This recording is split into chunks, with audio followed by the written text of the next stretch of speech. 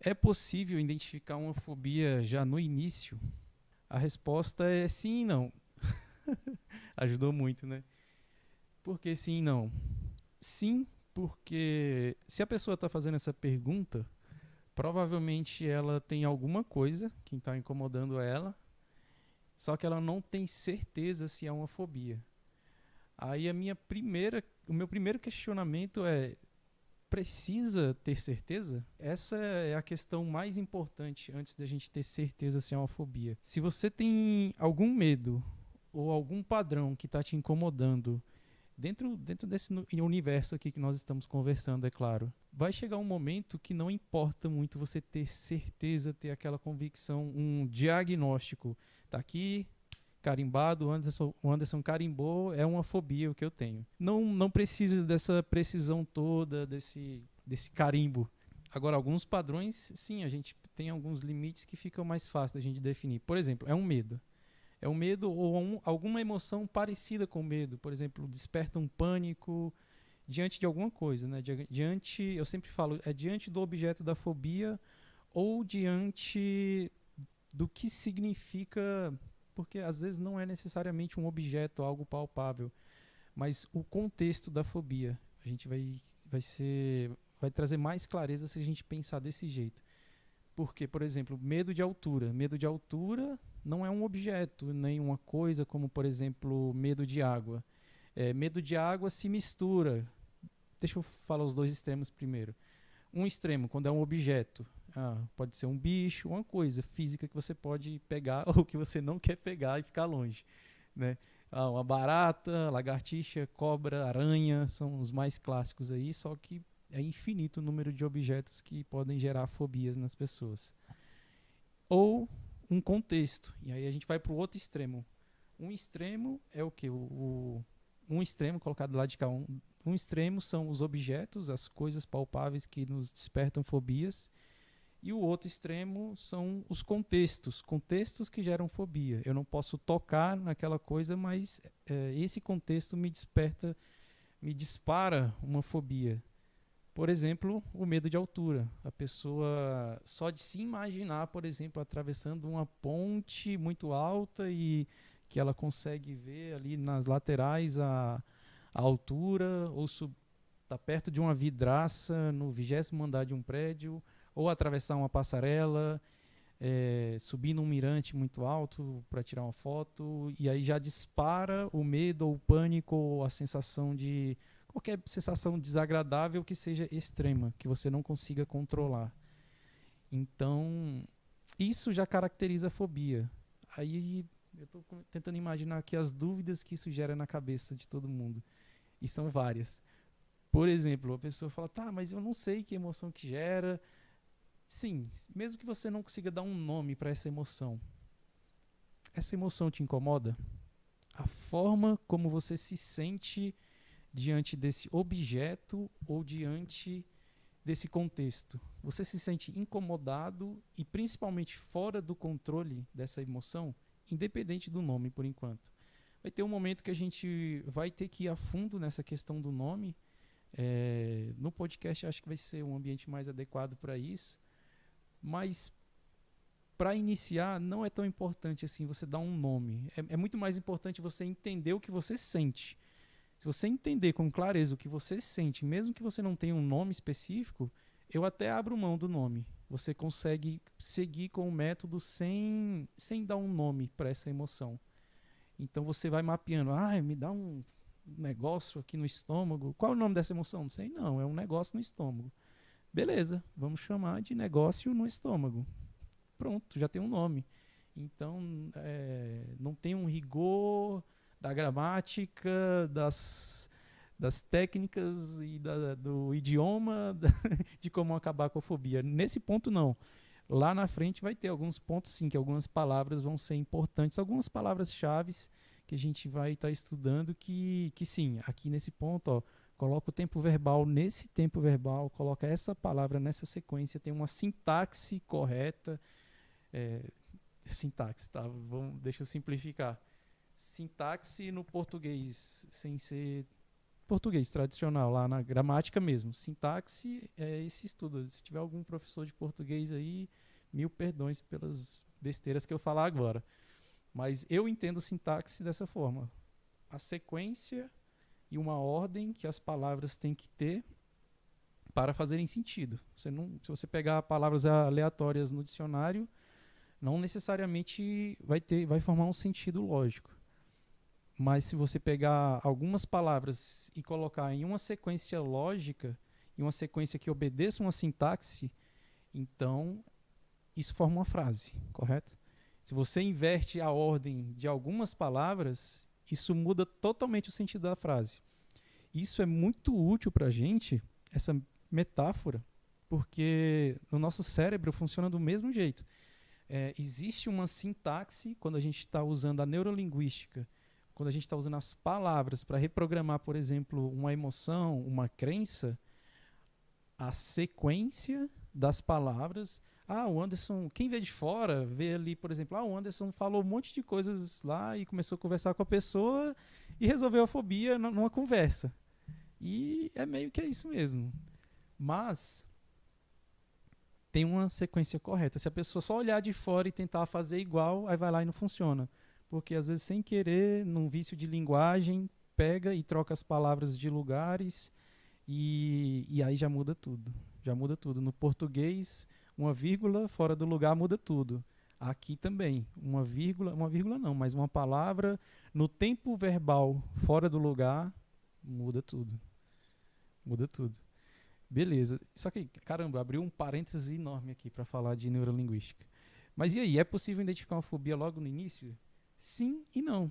Sim, se você considerar, eu estou desconfortável com essa emoção, é uma emoção que está me paralisando ou é uma emoção que está me colocando em desespero, em reações absurdas, e eu não quero mais isso.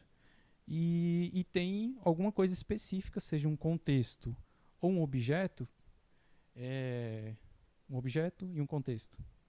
Você tem um objeto e um contexto que dispara uma emoção que você não gosta, ainda que isso não seja uma fobia, mas está vendo que a estrutura é muito parecida? Cara, às vezes você está falando, Anderson, parece uma fobia, mas eu não consigo chamar isso de fobia.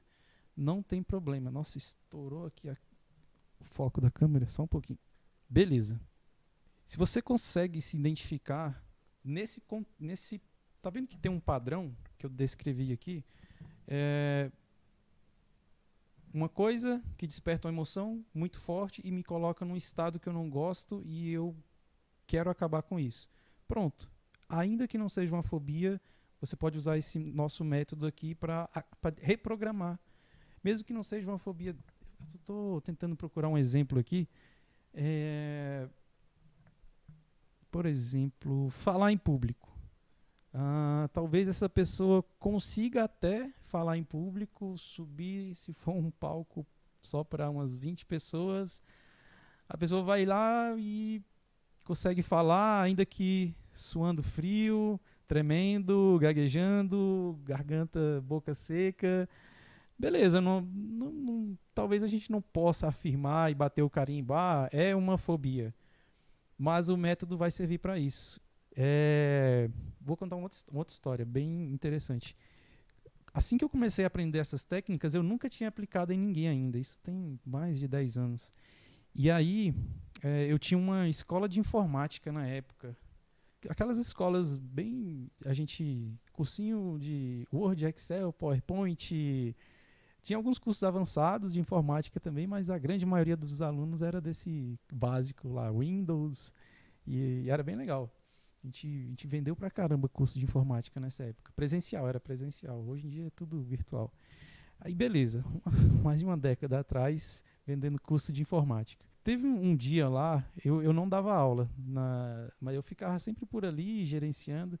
E um intervalo entre uma aula e outra, os molecada lá gostava de abrir aqueles sites já viu? De gente sendo decepado e não sei o que, aqueles da dark web mesmo. Uns bem... Nossa, só de lembrar, meu Deus, uns vídeos lá do interior da África, uma guerra tribais lá. Eu sei que num dia lá, eles abriram lá um vídeo, eu cheguei pra ver que movimento era aquele. Uma molecada tudo em volta do computador, e aí passando um vídeo lá do cara, meu Deus do céu, o cara sendo decepado lá, acho que o facão do cara tava cego, a cena longa e sangue pra todo lado, uma câmera filmando bem mal filmado, só que beleza. Aí passou e eu falei, não, fecha esse negócio aí, tal. Aí dispersei a galera e saí lá pra fora da escola de informática. Aí sentei num banquinho lá na recepção, cara, aquele filme começou a repetir na minha cabeça e não saía aquelas imagens, aquela sequência lá do cara sendo decepado e tal, e repetindo. Ficou repetindo tanto na minha cabeça. Eu já falei sobre esse padrão de repetição aqui e como é que ele forma uma fobia. Que eu comecei a passar mal, meu estômago começou a embrulhar. Eu não estava vendo mais, era só na minha cabeça, eu não estava vendo. E o meu estômago começou a embrulhar e eu me sentindo mal, tendo, sei lá, uns calafrios assim, passando mal mesmo. Aí eu, caraca, e aí eu tive um estalo. Caramba, a técnica lá, será que funciona para isso? Olha só, eu com a mesma dúvida de vocês. Será que funciona para isso? Porque não é uma fobia. Bora tentar? Foi a minha primeiríssima experiência com essa técnica. Eu tinha acabado de aprender, nunca tinha aplicado em ninguém. Aí, cobaia, eu mesmo. Fui lá para um canto, para uma sala, fechei os olhos e beleza, agora pega a imagem, rebobina, altera a cor, muda lá a sintaxe, vai mudando. E aí abri os olhos e sensação no estômago, nenhuma. Sensação de calafrio, zero. A imagem repetindo loucamente na minha cabeça, parou. Aí eu, caraca, esse negócio funciona mesmo, bicho. eu fiquei empolgadíssimo. Eu tava sendo, sei lá, torturado pelas imagens. 5 minutos depois eu tava comemorando e dando risada porque o negócio funcionou. Será que isso ia virar uma fobia? Provavelmente não. Importa eu saber se isso ia virar uma fobia ou não? Também não. Importa que eu peguei um método para uma coisa que estava me incomodando e eu acabei com aquilo que estava me incomodando.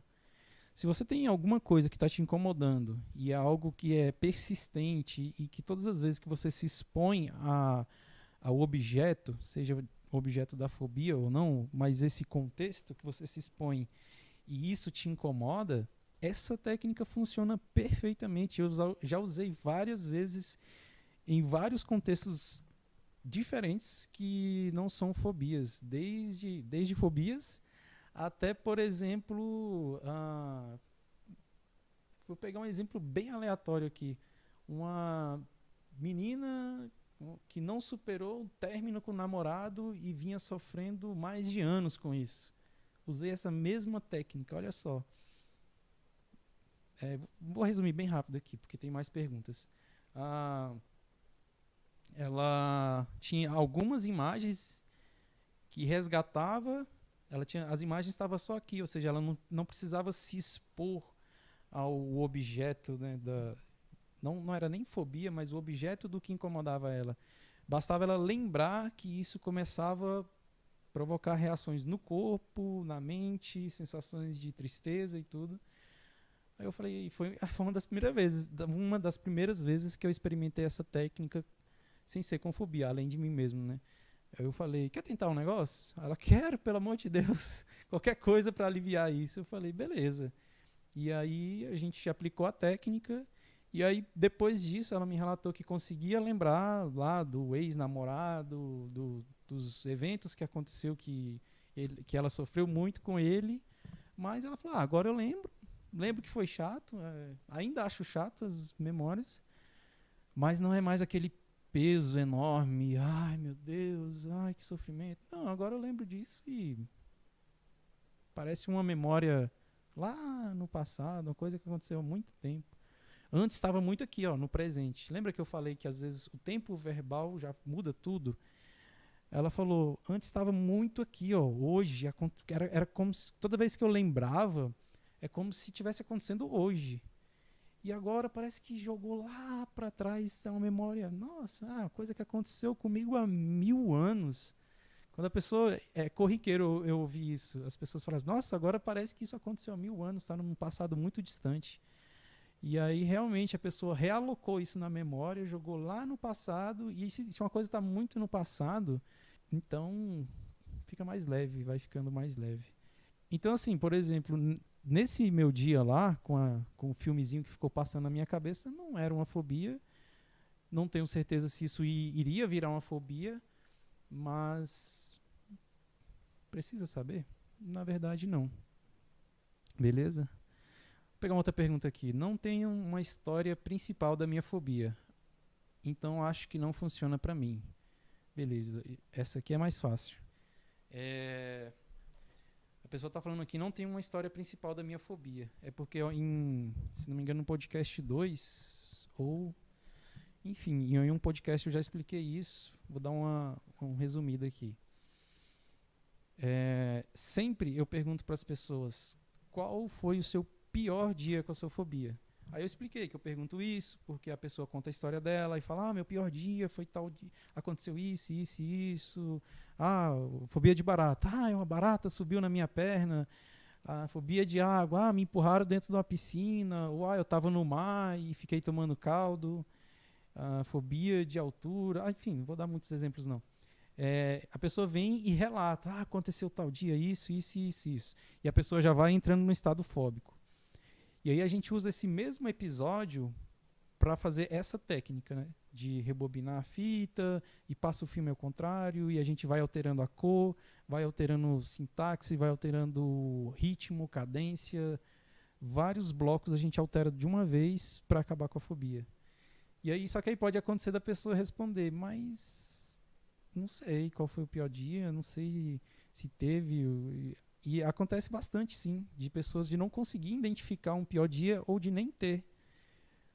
Como é que a pessoa tem uma fobia e nunca passou por um pior dia? Esse já é o meu primeiro questionamento. Às vezes é só alguns sabotadores, tipo, escondendo os piores dias, tipo, não, deixa eu esconder isso aqui para a pessoa não lembrar, senão vai resolver esse problema. Às vezes o sistema fóbico está tão sofisticado que ele começa a querer me atrapalhar. Fala, não, deixa eu esconder aqui esses episódios aqui pra gente manter a fobia desse jeito. Acontece. Não é tão comum, mas acontece. Mas a gente tem estratégia para isso. Então pode ser duas coisas. Ou isso, ou seu inconsciente está bloqueando esses dias para a gente não resolver. E aí tem alguns motivos para isso. Mas esse não é o mais comum. O mais comum é que às vezes a pessoa realmente não tem um dia específico que traduza a fobia dela. Um dia, por exemplo, fobia de palco, aquela que eu parei e ia dar o exemplo. Teve uma pessoa que eu atendi, é um dos poucos, não vou contar esse detalhe não. Tem que guardar alguns detalhes aqui para não revelar a identidade da pessoa. Mas posso falar. Ele era... Caramba, não posso falar quase detalhe nenhum.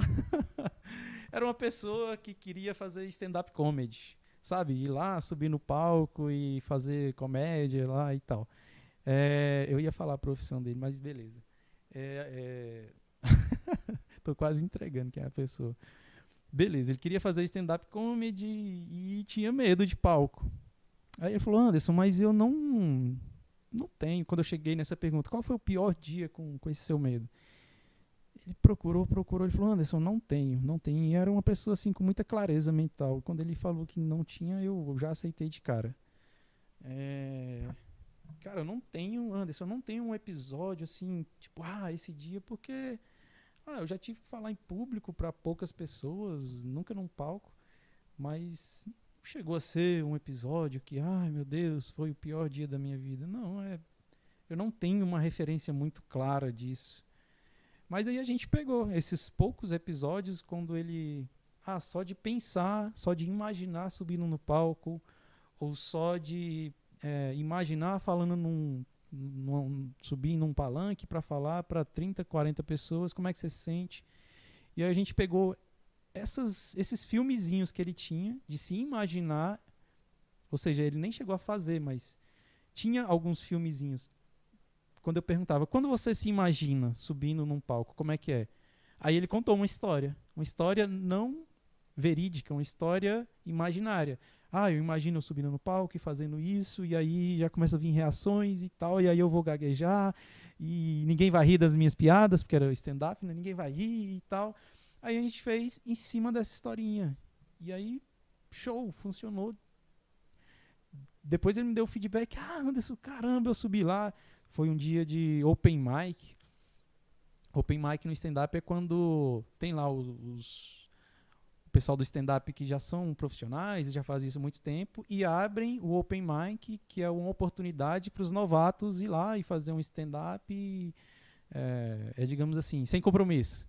E aí ele foi lá e disse que arrebentou, e a galera riu pra caramba, e foi 100%. Ele ficou feliz pra caramba com isso. Então, assim, também não era ali uma situação que talvez a gente pudesse chamar de fobia. Era uma fobia. E esse rótulo aqui, ele não vai ajudar nem atrapalhar. Então, se você tem dúvida se há uma fobia ou não, a verdade é que não importa muito. O que importa é o padrão. Se você reconhece esse padrão de alguma coisa que desperta uma emoção muito forte, essa emoção forte te incomoda, te trava, ou te coloca em reações que você não gosta, então não interessa se é uma fobia. O padrão está aí e a técnica serve para isso. O método para acabar com a fobia serve para qualquer coisas que se encaixem nesse padrão. Beleza. Não, próxima pergunta. Tá ficando... Deixa eu desenrolar aqui. E se eu realmente não encontrar nenhum episódio? Beleza. Se realmente não tiver nenhum episódio, né? Teve um cara que realmente não tinha nada, nem essa historinha imaginária na cabeça. Ele tinha fobia de elevador. Cara, imagina, né? E morava num prédio. Como é que faz? Sobe de escada todo dia, 10 andares. Ele conseguia entrar no elevador e descia, mas imagina, todo dia era experimentar aquelas emoções. Cara, imagina você já começar o seu dia experimentando emoções negativas.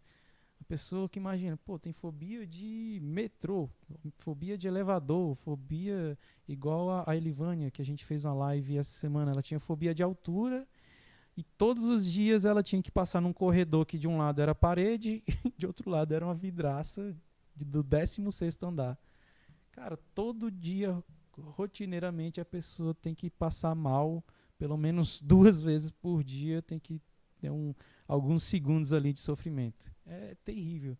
Aí, beleza. Quando eu fui perguntar para ele, quase falei o nome da pessoa.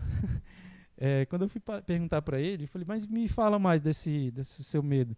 Ele falou, então, antes eu não tenho um dia específico e tal. Aí eu fui atrás, não acreditei, né? Eu falei, fiz várias perguntas, usei o metamodelo de linguagem para ir fundo lá e escafunchar as histórias dele. E depois, quando eu fui pegando mais prática, eu descobri que eu nem precisava fazer isso tudo. Isso foi lá no início, quando eu estava ainda aprendendo a usar o método. Aí eu fui seguindo passo a passo, né? Hoje em dia a gente tem muito mais capacidade de improvisar dentro do método. No começo é muito bom a gente seguir um passo a passo, né? E nesse dia eu estava seguindo estritamente. Não, então vamos lá, eu quero saber se realmente você não tem nenhuma historinha e tal. E ele realmente não tinha. Eu insisti, ele não tinha nenhuma história para me contar para a gente usar o método. Aí? E agora? Se o método é eu pegar a história, aí eu passo a história de trás para frente, mudo a cor, mudo o som, mudo a cadência, mudo várias coisas ali nessa história e a pessoa não me entrega nenhuma história para eu trabalhar. O que eu faço? Aí eu comecei a perguntar das sensações. Eu falei, que sensações você tem quando você entra no elevador? Ou você está na iminência de entrar no elevador? Aí ele começou a falar, eu sinto isso, eu sinto aquilo. Cara, do nada o estômago embrulha, começa a ter calafrio no corpo inteiro. E ele falou, é tão rápido, só que eu passo mal rápido, tão rápido também. E aí ele me falou, um detalhe, ele falou assim, ele tinha fobia, não era do elevador. Sabe aquela frestinha que abre quando a porta do elevador abre para você entrar? Se você olhar, aí tem ali uma frestinha que se for sei lá, se tiver meio claro, se tiver bem claro, você consegue ver ali as máquinas. Se você parar, né, para olhar, dá para ver algum detalhe ali. Ele tinha fobia daquilo, tanto é que assim, a pior parte do sofrimento dele era atravessar e entrar.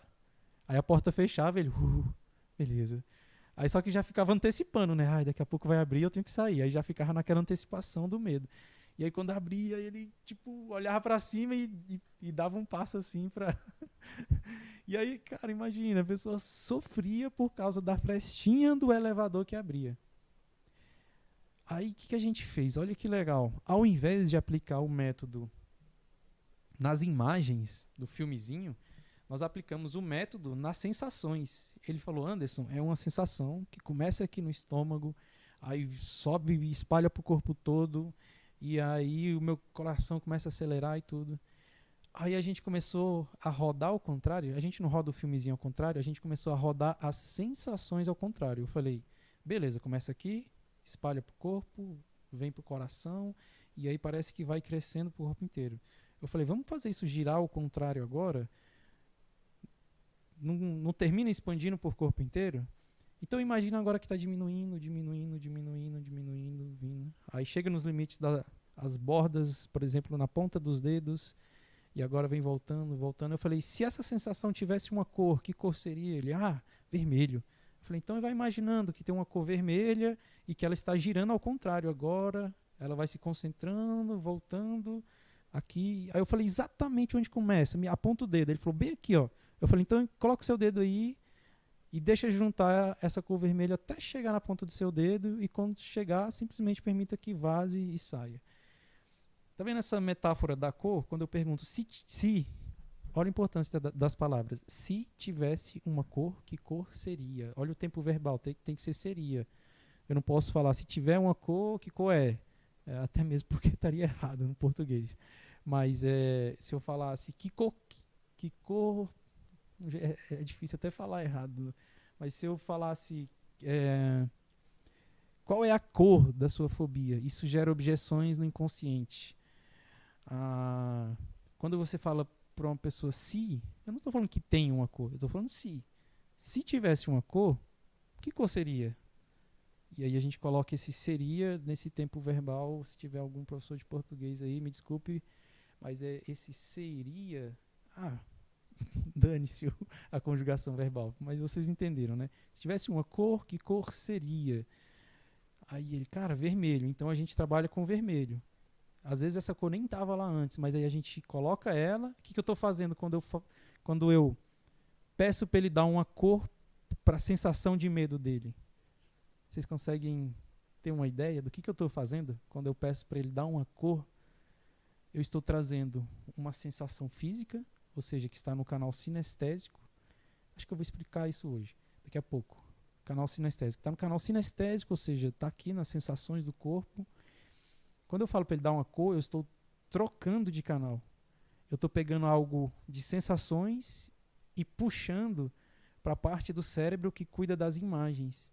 Agora ele vai lidar com as sensações do corpo, utilizando uma parte do cérebro especializada em lidar com imagens. Ou seja, eu estou acionando recursos da mente dele, porque antes ele tentava lidar...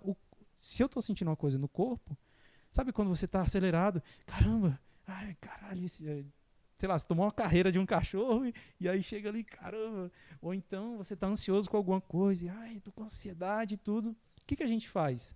A gente tende a querer mudar essa sensação usando a própria sensação, usando o próprio corpo. Se está no corpo, eu tento, jogo água no rosto, se mexe. Olha a elegância disso, de você pegar e não ficar somente no mesmo canal e trocar de canal, e não só trocar, mas chamar esses recursos de outro canal. Qual? Canal visual. Beleza. Canal visual eu sei manipular muito mais fácil do que ficar manipulando as minhas sensações. Eu estou tentando me acalmar, mas eu não consigo. Beleza. Se a calma tivesse uma cor, seria qual? Se a calma tivesse uma cor, seria que cor? Azul? Tem gente que responde azul, tem gente que responde verde, tem gente que responde branco. Tanto faz Cada um tem a sua resposta certa. Não tem a resposta certa geral. No caso dele, eu falei, se essa sensação da fobia tivesse uma cor, seria que cor? Ele, vermelho. Beleza, aí a gente trabalha com essa cor vermelha e vai imaginando a cor vermelha se movendo, saindo do corpo. Aí eu falo, agora imagina que essa cor vermelha está virando uma fumacinha e vai saindo do corpo e tal. O que eu estou fazendo? Trabalhando no canal visual. E aí o canal visual, por exemplo, se eu falasse para ele, imagine que a sensação da fobia está saindo do corpo. Aí ele, provavelmente ele vai falar, tô com a sensação é que está aumentando. Porque é uma coisa que a gente tem dificuldade de manipular. A gente tem dificuldade de manipular essas sensações do corpo, as emoções. Agora, quando a gente traduz para um canal visual, por exemplo, e a gente pode traduzir para outros, para o canal auditivo, por exemplo, usando o diálogo interno para tratar uma emoção, mas eu geralmente começo pelo visual. A não ser que a pessoa seja realmente muito auditiva, aí eu vou para o canal auditivo. Olha que legal isso, você pega uma parte sua que você não tem muito controle, emoções e sensações no corpo, e traz um recurso de um canal auditivo. Ah não, canal visual. Eu consigo imaginar uma cor no meu corpo percorrendo e saindo aqui, uma fumacinha vermelha e vai saindo, vai saindo. Aí eu pergunto, já saiu quantos por cento? Ele, saiu aqui uns 20. Eu falei, beleza, então tem 80, sai mais.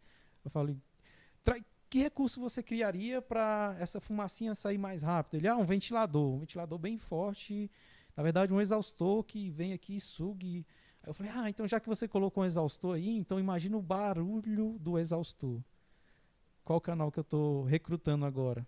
Auditivo. Aí eu falo, então, e aí eu faço o barulho no ouvido da pessoa. No ouvido, né? Não vou lá no ouvido da pessoa. Ou então eu falo para a própria pessoa imaginar. Então imagina que tem um barulho aí, e aí tá soprando muito forte. Cara, rotineiramente, quando eu falo assim, imagina que tem um barulho, e aí agora sai muito forte. A pessoa geralmente faz assim. Quando a pessoa faz assim, o ombro cai, aí se tava assim, aí a pessoa relaxa, aí tava 80%, né? Aí eu falo, espero só mais alguns segundos, aí eu falo, e agora? Quantos por cento tá? Aí a pessoa, nossa, agora tá 30%. Aí eu, beleza, aí eu falo, agora eu vou girar o botão do ventilador aqui e a pessoa, que beleza, agora, nossa. É incrível, parece assim, cara, parece uma brincadeira e na verdade é. Só que assim, é uma brincadeira feita com método. Você sabe o que você está fazendo. Eu estou tirando do canal sinestésico das sensações, trazendo para o canal visual. Aí eu brinco com essas imagens aqui e as imagens alteram as sensações. Eu ainda recruto um canal auditivo aqui e aí eu brinco com o auditivo que está conectado com a imagem e aí a sensação sai mais rápido ainda. Isso vai reprogramando as sensações. E da próxima vez que ele se conecta com o objeto da fobia, a sensação já não vem mais igual. Ela vem totalmente diferente. Aquela sensação de alívio vai se intensificando e se consolidando. E da próxima vez a pessoa não sente mais nada diante de um elevador. E aí, eu não encontrei ele presencialmente, mas ele me mandou um e-mail lá agradecendo. Caramba, agora eu consigo. Ele falou, eu não sabia que o elevador do meu prédio tinha musiquinha. Eu não escutava. Ele falou, cara, eu só entrava em desespero. É a primeira vez que eu estou escutando a musiquinha do elevador. É muito legal receber esses feedbacks. Eu falei que ia explicar o que é o canal sinestésico, né? O canal sinestésico, porque o auditivo e o visual é fácil, né? O canal visual, passa filmes, imagens, fotos que vêm na memória. Auditivo, uma música, poxa, quando eu escuto essa música, me dá uma tristeza, uma dor de corno, dor de cotovelo, vontade de chorar. Nossa, essa música aqui me lembra daquele dia, ou a nossa música, né? O casal apaixonado fala, aquela nossa música só de tocar. Canal auditivo. Canal auditivo também tem muito diálogo interno. Geralmente se você é uma pessoa que conversa muito consigo mesmo, você tem um problema para resolver, você fica, caramba, será que eu faço isso? Será que eu faço aquilo? Não sei o que e tal. Tem dificuldade até para dormir quem tem um canal auditivo muito acelerado. A pessoa deita e aí fica vindo os diálogos internos, conversas. Nossa, o que eu vou fazer amanhã e tal. Aí, qualquer dia eu posso dar umas dicas aí para desacelerar essa vozinha que fica aí e não te deixa dormir. Beleza, deixa eu fechar esse parêntese. Beleza, canal visual, canal auditivo e canal sinestésico. Além esses são os três principais. Tem ainda o olfativo e o paladar, mas esses, para técnicas, para abordagens que a gente vai fazer aqui, eles não são tão importantes. Esses outros três, o auditivo, o visual e o sinestésico, que é o das sensações físicas, são os mais importantes. O canal sinestésico, ele, para algumas pessoas, ele é muito, muito forte e em alguns casos chega a ser o principal. Sabe aquela pessoa que gosta de conversar com você, pegando no seu ombro, conversa muito perto de você, fala pegando e não pode ver que quer abraçar e senta perto com o ombro encostado. Geralmente são pessoas mais sinestésicas ou que têm o canal sinestésico como o principal. Não que a pessoa não tenha os outros, mas ele é o mais relevante para essa pessoa. Você quer agradar uma pessoa dessa, você dá um abraço, dá um aperto de mão bem firme. Nossa, você quer matar uma pessoa sinestésica, dar aquele aperto de mão assim, que pega só na pontinha do dedo. Nossa, você matou essa pessoa, ela já não foi com a sua cara de cara. Pessoas que têm um canal sinestésico muito ativado, geralmente vão ter memórias, ou quando for descrever alguma coisa, isso denuncia quem tem um canal sinestésico muito forte. A pessoa geralmente vai falar de como ela se sentiu em uma experiência. Ao invés de, por exemplo, uma pessoa que é muito visual vai falar assim: nossa, eu fiz aquela viagem e tinha uma paisagem maravilhosa, o pôr do sol maravilhoso, ver o pôr do sol se pondo assim, a luz rebatendo no mar e tal, não sei o quê. Ou a pessoa sinestésica: caramba, aquele pôr do sol foi maravilhoso, só de lembrar eu sinto a sensação do sol tocando na minha pele. Tá vendo? A pessoa sinestésica. Quando você vai notando essas nuances, esses detalhes nas palavras, você consegue identificar qual é o canal predominante da pessoa. E se você quer agradar essa pessoa, começa a conversar mais no canal dela. Tenta falar mais no canal dela. Isso serve para persuasão, para um monte de coisas. Você percebe que a pessoa é visual. Se a pessoa é muito, muito, muito visual e você fica falando em outros canais, falando sempre no canal auditivo ou no sinestésico, falando de sensações com a pessoa, essa pessoa vai ter dificuldade para se conectar com você. Agora, se você entra no canal dessa pessoa e se você percebe que ela é muito visual, e aí todas as histórias que você vai contar, você conta detalhes visuais. Cara, era um carro vermelho com um estofado preto, a gente estava andando por uma rua que era uma rua em linha reta, assim, dava para ver o horizonte, lá no final do horizonte tinha montanhas. Essa pessoa, ela vai abrindo o olho e ela consegue ver tudo que você está descrevendo. Agora, se você está falando, aquela viagem eu me senti muito bem, o vento batendo no meu rosto, ou então você é auditivo, cara, a música que estava tocando no rádio, eu lembro até hoje, a gente estava naquela viagem e estava tocando tal música, e eu podia ouvir o barulho do vento entrando no carro. Essa pessoa vai ter muito mais dificuldade para se conectar com a sua história. Então, bons oradores, eles vão ficar alternando nos três. Fala de imagens, fala de sensações e fala do auditivo. Imagens, sensações, auditivo. Bons oradores, eles contam histórias intercalando os três, variando entre os três, variando o tom de voz, porque se você fala num tom muito monótono, aí a voz vai ficando monótona, porque você está como? Monotom.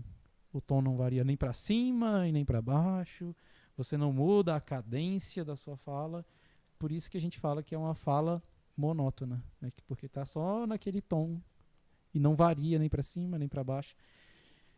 Cara, eu estou abrindo vários parênteses aqui hoje, mas esses parênteses são úteis para a gente começar a entender os códigos que programam a nossa mente. Se a gente entende esses códigos, fica muito mais fácil de desprogramar algumas coisas, reprogramar coisas que são legais, tira o medo. O que eu quero sentir? Quero sentir confiança. Medo de palco. Não basta só tirar o medo. Beleza, tirei o medo aqui. E agora? Quer um bônus? Quero. Como é que você gostaria de se sentir quando você subir num palco na próxima vez? Eu sempre pergunto, eu não instalo, não falo para a pessoa qual a emoção que ela quer sentir, porque é muito mais útil se a pessoa decidir que emoção ela quer sentir naquele momento. Então, e dentro do roteiro do método, a gente mostra passo a passo como fazer isso. E a gente vai estar discutindo isso aqui nos podcasts, nas lives. Mas bem resumido, a gente pega uma emoção. Primeira pergunta: que emoção eu gostaria de sentir na próxima vez que eu subir num palco para falar para tantas pessoas? Ou em outros contextos que você queira sentir uma emoção. Porque emoções nos ajudam quando a gente tem um objetivo. Quando eu estiver diante daquele brigadeiro que eu tenho que parar de comer, que emoção eu gostaria de sentir?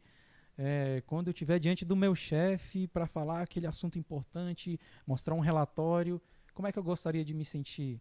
Quando eu tiver que flertar com a menina, quando eu estiver numa balada, quando eu estiver diante de um contexto social para conversar com as pessoas, que emoção eu gostaria de sentir? E aí, no caso dele, confiança. Respondeu de pronto, assim, cara, eu gostaria de me sentir confiante assim que eu pisasse no primeiro degrau para subir no palco. Eu falei, beleza, então vamos instalar essa emoção. A gente vai no inconsciente dele, procura onde está essa emoção, porque ela já existe lá. Como é que eu faço isso? Para procurar no inconsciente dele onde que a emoção está guardada. Lembra que eu falei, não falei hoje, mas para quem está acompanhando, eu já falei, a gente tem um repertório emocional. E não são só 5, são várias emoções que a gente tem. Você tem lá um repertório emocional. A gente pode ir lá e escolher uma emoção que a gente quer usar.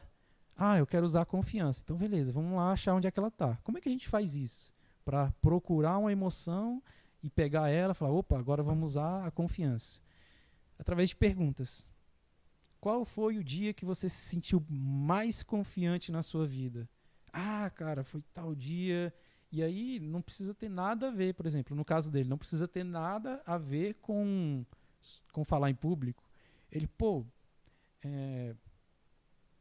quase falei a profissão dele de novo.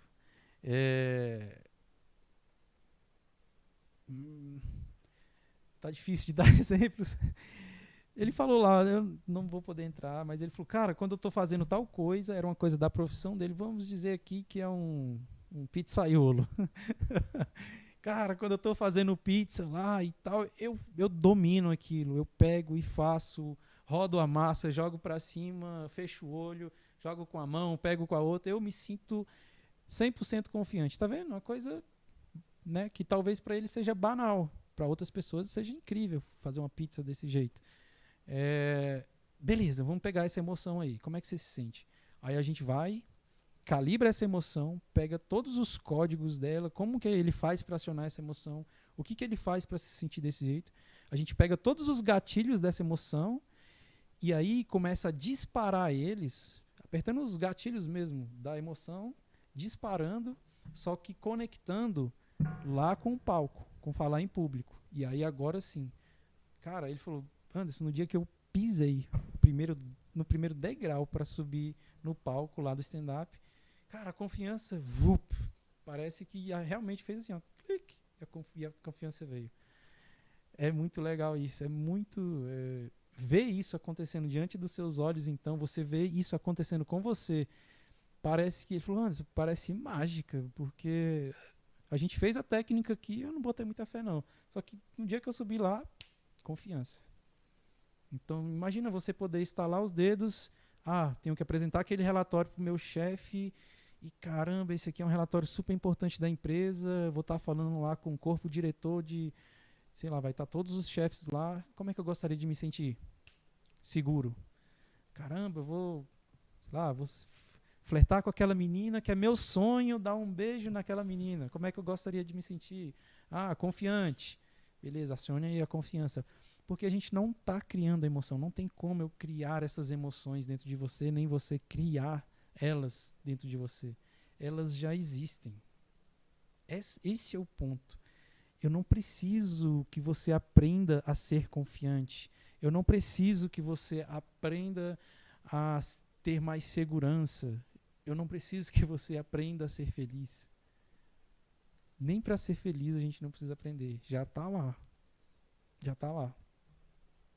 Basta acionar, basta encontrar o gatilho, sabe? Ir lá e dar o play na confiança e a música começa a tocar. Teve um dia que eu usei essa metáfora que as emoções são como uma playlist que tá lá, sabe? O Spotify tá lá a playlist todinha, mas se você não for lá e apertar o botão, a música não toca. Então, pense nas suas emoções como músicas que estão guardadas no seu inconsciente, mas você precisa ir lá e dar o play para ela tocar. A sua fobia tá dando play em algumas emoções que você não gosta. Emoções que também estão lá na playlist do seu repertório emocional, mas são emoções que você não gostaria de estar ouvindo essas músicas. Sabe aquelas músicas chatas, repetitivas, Florentina? A sua fobia está fazendo isso, dando play numa música, aquela música chata que fica impregnando no cérebro. Beleza, vamos acionar agora outras músicas da playlist? Vamos acionar agora a confiança? Vamos acionar agora uma sensação de segurança? Vamos acionar agora a alegria? Até para ser feliz, até para ser alegre, a gente não precisa aprender a ser feliz. Chega a ser um erro, sabe? Independendo do contexto, não está errado, não. Você precisa aprender a ser feliz. Mas quando a gente está falando da mente e de como ela funciona, a gente não precisa aprender a ser feliz. A gente precisa aprender a acionar a felicidade que já está dentro da gente. Caraca, isso ter acesso a esse tipo de coisa, para mim, foi o que brilhou os meus olhos para esse mundo. E poder compartilhar isso com vocês é o que aciona a minha felicidade. Beleza? Então, encerramos a live de hoje. Se inscreva nos canais YouTube, Facebook, Instagram. Instagram, Anderson Cuba. Facebook, Acabe com a Fobia. YouTube, Anderson Cuba. Se inscrevam também, principalmente em todas as mídias tem um link lá para você se inscrever e a gente vai fazer o sorteio para alguém aplicar o método junto comigo. A gente conecta aqui ou pelo Zoom ou pelo algum lugar, a gente se conecta junto aqui, abre as duas câmeras e eu vou te ensinar o método e você já vai aplicando junto comigo para você acabar com a sua fobia, de repente, em um único dia, em uma única live. Estou muito feliz com a live de hoje e boa noite, bom domingo para vocês, bom resto de domingo